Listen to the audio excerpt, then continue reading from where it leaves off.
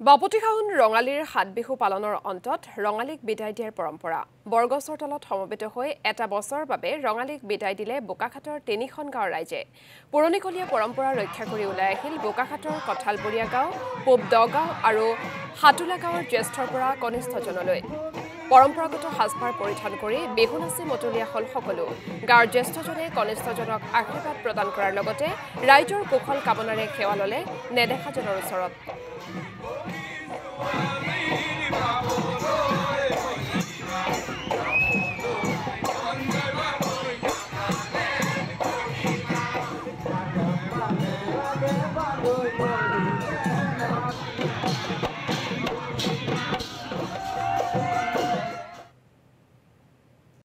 আজি দেখিছে আমাৰ এটা অতি মনোৰম পৰিৱেশ ইয়াত আমি সকলোৱে উপভোগ কৰি আছো সকলো সহযোগীলৈ কৰ্মবিন্দুলৈ ধন্যবাদ অশেষ ধন্যবাদ আৰু দেখিছে আজি ৰাতি বিহুৰ যি পৰম্পৰা সেই পৰম্পৰা আমাৰ মাজত চলি আছে আমাৰ জ্যেষ্ঠসকল আমাৰ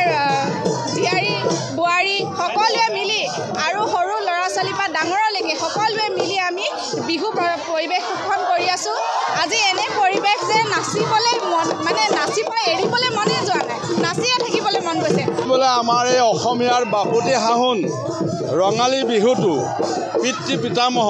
আজো ককা দিনৰ পৰা চলি আছে গতিকে আমি এই বিহুটি আজি নৱবৰ্ষৰ বিদায় স্বৰূপত এই ঘিলাবৰৰ তলতে সকলো এখেল দুখেল তিনিখেল ৰাইজে মিলি পেলাই আজি আমি নৱবৰ্ষৰ বিদায় কাৰণে আজি বহাগ বিহুটো উৎসৱ কৰি সকলো ৰাইজ ল'ৰা যুৱক যুৱতী বৃদ্ধ সকলোৱে মিলি পেলাই আজি বহাগৰ নতুন বছৰটো বহাগ বিহুটো বিদায় স্বৰূপত এই ঘিলাবৰতে সকলো ৰাইজে মিলি পেলাই এই বিহুটো পতা হৈছে।